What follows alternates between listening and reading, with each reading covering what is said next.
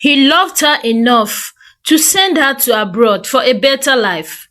She loved herself enough to pretend he didn't exist. Kenneth gave his all, his money, his business, his heart. But when he showed up in the UK unannounced, he found her wearing a wedding ring that he didn't give her. How it all started. Kenneth was never born with a silver spoon, but he had a heart made of pure gold. He was just 21 when his father died. A sudden heart attack, they said. 1 minute he was there, the next gone. Everything changed that day. His dreams of going to the university, wearing a suit and tie, and working in a big office vanished like smoke. There was no one to pay the school fees anymore. His mother tried to hold the family together, but with 3 younger siblings and no steady income, Kenneth has to become the man of the house, whether he was ready or not.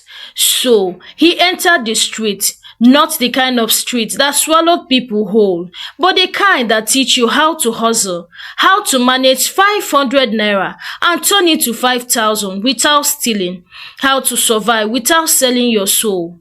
He started small, hawking pure water and gala at busy bus stop in Onitsha. The soul showed him pepper, and the rent didn't spare him either. Sometimes he would sit on a pavement, exhausted, hungry, but still hopeful. Hope was all he had. Then came his big break. One of his cousins in Lagos connected him to a man who needed a trustworthy boy to manage his shop at Trade Fair. Kenneth jumped at the opportunity. He moved to Lagos with just a nylon bag, 3 shirts, and a tattered diary filled with dreams. For 5 years, Kenneth served the man with loyalty. No shortcuts, no funny games, just clean, honest work. And when the time came, his oga settled him with 2 million naira and some goods to start his own electronic shop. That was how Kenneth's life started taking shape. With every kobo he earned, he saved like a man possessed. While his mates were buying new phones and popping drinks at clubs, Kenneth was building a small empire in Alaba. He wanted more than just money. He wanted a name. He wanted respect. He wanted love. And that love came in the form of a woman called Florence. She was everything he wasn't. Educated, polished, soft-spoken with big dreams of becoming a university lecturer. They met at a church program in Surulere. One conversation, and Kenneth knew he had met the woman he wanted to build a future with. He married her after 6 months. People warned him that educated girls had their own wahala, but Kenneth wasn't listening. He believed in her. He believed in love. He believed that 2 people could lift each other up. So when Florence said she wanted to go abroad for her master's degree, Kenneth didn't hesitate. He sold one of his shops, borrowed money, and made sure everything was in place. Visa, flight ticket, tuition, accommodation, he handled it all. Go, my love, he told her at the airport, holding her hands tightly. Go and make us proud. She smiled, kissed him on the cheek, and whispered, "Thank you for believing in me." He watched her plane disappear into the sky, his heart swelling like pride and just a little fear. He didn't know that flight would carry not just his wife, but also his peace. Kenneth was not the type to show weakness, but after Florence left for the UK, the weight of everything he has done started pressing hard on his chest, like a stone that refused to move. He had poured everything he had into her dream, sold one of his best shops, borrowed money from a private lender with heavy interest, and even cleared out his savings. He kept telling himself it was love, it was marriage, it was the right thing to do. But reality didn't care about love. Business slowed down. The economy wasn't smiling. Some of his trusted customers were now buying from his competitors, and some owed him money with no plan to pay back. There were nights Kenneth sat in his room in Surulere, lights off, looking at the ceiling and wondering, did I do the right thing? But every time he spoke to Florence, he found strength again. Baby, I miss you. She would say through voice notes, I'm doing well. My lecturers love me. I can't wait to make you proud. She would send him pictures, her in winter jackets, smiling in front of her school, holding books and posing in fancy curves. Kenneth would look at those photos with tired eyes, smile a little and say to himself, it's worth it. He didn't tell her. He had stopped eating lunch some days just to save enough to repay his loan. He didn't tell her he almost lost his second shop because he defaulted on payment to a supplier. He kept it to himself. That was his way of loving her. There was a particular day he sat alone in the shop, staring at the twinkling light bulb above him. He hadn't made up to 10,000 naira that day, and rent was due in a week. A friend called to check on him. Kenneth, you still pushing? The guy asked. Kenneth gave a dry laugh. I'm not just pushing, I'm crawling, but I will stand again. And he meant it. It took serious discipline. He stopped every unnecessary expense. He avoided parties, even events, weddings. People thought he was proud, but he was just focused. Within 7 months, Kenneth found his rhythm again. He started small side deals, importing smaller items like chargers, flash drives, and accessories. He repaired old electronics and resold them. He learned how to stretch 1 naira like it was 10. By the 8th month, he had paid off over half of the debts.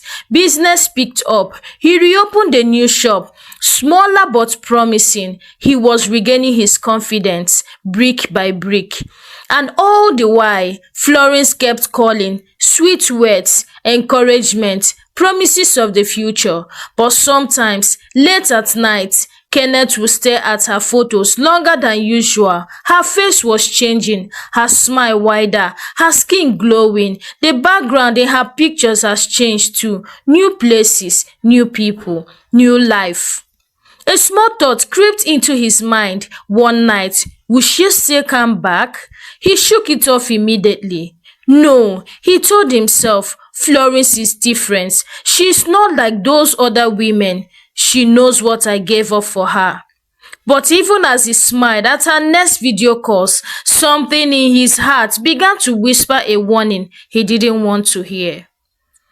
At first, Kenneth tried to ignore it. The sudden change in Florence's calls, the late replies, the missing I love you, the video calls that turned into quick phone calls, then into short voice notes, and eventually silence for days. At first, he convinced himself she's probably busy with school. Maybe she has exams. Maybe the time difference is messing things up. But how do you go from calling someone 3 times a day to once in 4 days? One night, Kenneth sat on the floor of his shop. The shop was closed, but he couldn't go home. He kept refreshing his WhatsApp. Last seen 2 hours ago. No message. No missed calls, no explanation. He died, it rang. No answer. He died again, nothing. His chest began to feel tight, the kind of tightness that doesn't come from stress, but from heartbreak trying to break out through the ribs. When she finally picked up, her voice was cold. Kenneth, I've been busy. Please stop calling me every second. Florence, are you okay? You don't talk to me anymore. What is going on? I said I'm busy. I have school. I have assignments. I can't always be on the phone. Kenneth was silent. She had never spoken to him like that before. Florence, his voice cracked. Do you still love me? She coughed. Is that what this is about, Kenneth? I'm not a child. I'm here trying to build my future. I don't have time for emotional questions every day. Tears rolled down his face. He didn't hang up. He just sat there, holding the phone to his ear, listening to her breathing, and then the line went dead. That night, Kenneth wept like a man who had lost everything. He didn't care who saw him. He cried with his whole body. He cried like a man who poured his blood into someone else's dream, only to be left behind. But while Kenneth was breaking, Florence was falling for someone else. His name was Collins. Sharp, fine, well-spoken. He met Florence during a school conference. He didn't know she was married. She never told him, and she made sure her ring was always off. To her new friends in UK, Kenneth was just a friend back home. He helped me come here, she would say casually, sipping wine with Collins on cold Friday night. But we were really not compatible. He is too local. She didn't mention how he sold a shop to sponsor her, how he skipped meals to pay her tuition, how he stayed awake at night praying for her success. Florence became a different person. New accent, new clothes, new man. She went from my husband back home too. I don't like talking about my past. Meanwhile, Kenneth still sent her money occasionally, out of habit, out of love, out of blind hope. One day, Chuka came to the shop and met him staring at Florence's old picture. Oga Ken, you are still holding on to this girl like she is your oxygen. Kenneth looked up slowly, eyes red. You won't understand, Chuka. I gave her everything. I believe in her more than I believe in myself. But does she really believe in you? Chuka asked quietly. Kenneth didn't answer because deep down he already knew. The woman he loved was no longer his wife, just a ghost who wore her face. Florence was gone, not physically, not officially, but in her heart. She had packed her bags long ago. She no longer called Kenneth. No more good morning text. No more baby I miss you. Just silence. Kenneth would stare at his phone every night like a man waiting for a miracle. He refreshed her chat. Nothing. Check her Instagram. She has stopped posting. He knew something was wrong. He just didn't want to believe it. Meanwhile, in a small white courtyard in Bedtime, Florence was dressed in a champagne-colored gown, holding hands with Collins, smiling for pictures with a few close friends. There were no drums, no dancing mothers, no uncles spraying naira, just two people, two rings, and a quiet I do. Collins didn't know she was married. Florence never mentioned Kenneth. To her, that chapter was closed. She told herself, what I had with Kenneth is gone. It died the day I left. Later that night, she sat on their shared bed, scrolling through her gallery, deleting old pictures of Nigerian, deleting Kenneth. She whispered to herself, I will pay him back everything he spent. He deserved that. But no, I don't owe him that. Life has changed. I have changed. Kenneth is no longer my level. She turned off her phone and coiled into Colin's arms, her conscience silent. Back in Lagos, Kenneth was breaking down. He had stopped eating well. He barely spoke to anyone. Even his staff noticed. One day, his sales boy gathered the courage to ask, Oga, are you okay? Kenneth didn't answer immediately. He looked at the boy, his face tired, eyes sunken. Then he said quietly, sometimes love is a curse. He stood up, walked to the back of the shop, and sat on a small stool. He remembered the long night he spent praying for Florence, the sacrifices, the money, the hunger, the loneliness. And this was his reward. No call, no explanation, no closure. Only silence and a heart that refused to heal. He didn't cry that day. He had run out of tears. Instead, he sat still. 4 hours, wondering where he went wrong, wondering how love has turned his back on him, wondering why the woman he carried like gold had thrown him away like trash. He thought about calling her just one more time to ask why, to hear her voice, to beg maybe. Kenneth couldn't take it anymore. The silence from Florence was now louder than thunder. Her sudden coldness, the unanswered messages, the missed calls, the fake excuses. It didn't sit right. He wasn't a fool. He felt it in his chest. Something has changed. But what hurt more was not knowing why. So he did what a man in pain, desperate for answers, would do. He traveled to the UK. His friend Daniel picked him up from Heathrow. Kenneth didn't even wait to rest. He opened his bag, pulled out Florence's photo, and placed it on Daniel's kitchen table. That is my wife. I sponsored her to come here. Now, I don't know who she is anymore. Daniel was stunned. This woman? You serious? Kenneth nodded, his voice breaking. She stopped being my wife the day she got here, but I need to see her with my eyes. I need to hear from her mouth. Daniel sighed. Then, let's find her. It took them 4 days, 4 long restless days of asking, calling, searching.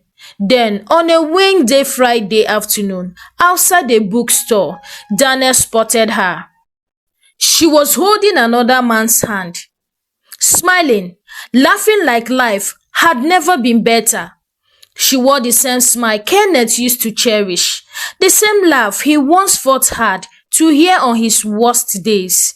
The man beside her, tall, clean bold, his name was Collins, and Florence looked at him like he was her whole world. Kenneth froze. That is her, he whispered, his chest tightening. Daniel asked, are you ready? I don't think I will ever be ready, but let's go. Inside the cozy cafe, down the street, Florence and Collins sipped coffee. She had no idea the storm walking towards her. Kenneth, she gasped when she saw him. Her entire body went still, her hand trembled. Collins looked confused. Do you know this man? Collins asked. Before Florence could speak, Kenneth stepped forward, pain burning in his eyes. She's my wife. Collins' face darkened. What did you say? I married her. I paid her bride price. I sponsored her. I fed her family. I sold my shop to send her here. Florence jumped up. Please, stop. You are embarrassing me. Kenneth's voice cracked. Embarrassing you? After everything I did. Is that what I am to you now? Florence shouted, it's over. I have moved on. You don't belong in my life anymore. Collins turned sharply to her. What the hell is going on? Are you married or not? Florence's mouth trembled. She looked down. It was a long time ago. Kenneth slammed the table. His voice thundered through the cave. You were my wife. I stood by you when I had nothing. I watched you leave the country with my sweat. I prayed for you. I starved for you. Tears streamed down his face. You left me like garbage, and now you say I don't belong in your life.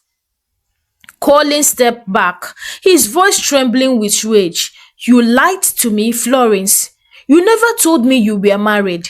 Florence was crying now. I didn't think it mattered. It matters. Collins backed. It matters to the man you left behind. It matters to me. You wore a white dress in my house, and you were already someone else's wife. You are a fraud. People in the cave had stopped eating. Everyone was watching. Florence dropped to her knees. Collins, please, don't leave me. I love you. He turned away. I don't want a woman who can betray like this. Get out. Get out of my house. Get out of my life. She wailed, loud, ugly cries. But he walked out, and so did Kenneth.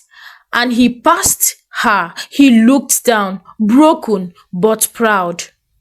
You buried me when I had nothing, but now that I have peace, you've buried yourself. That night, Florence had nowhere to go. 2 men, 1 heart she broke, 1 life she ruined, all gone. And Kenneth, he returns to Nigeria, no longer in pain, but in peace. He would love again, but this time he would never love with both eyes closed. Hi besties, never betray those who sacrifice for you. Florence forgets the hands that lifted her. Kenneth gave up everything.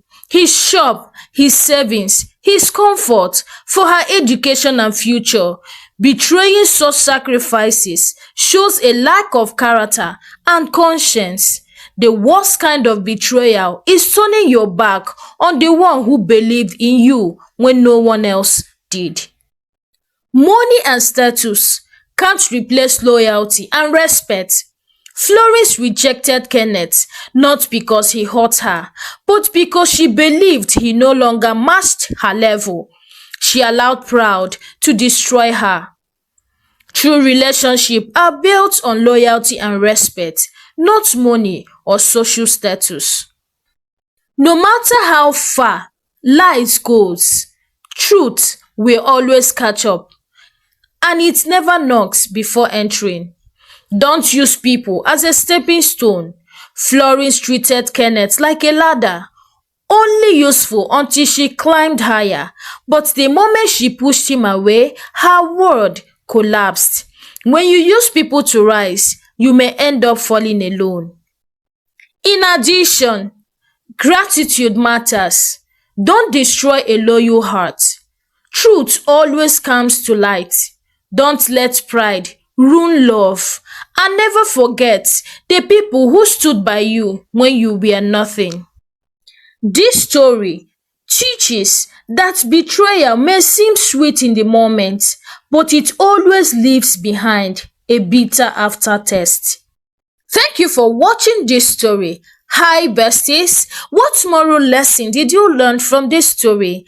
Kindly share your thoughts with me in the comment section.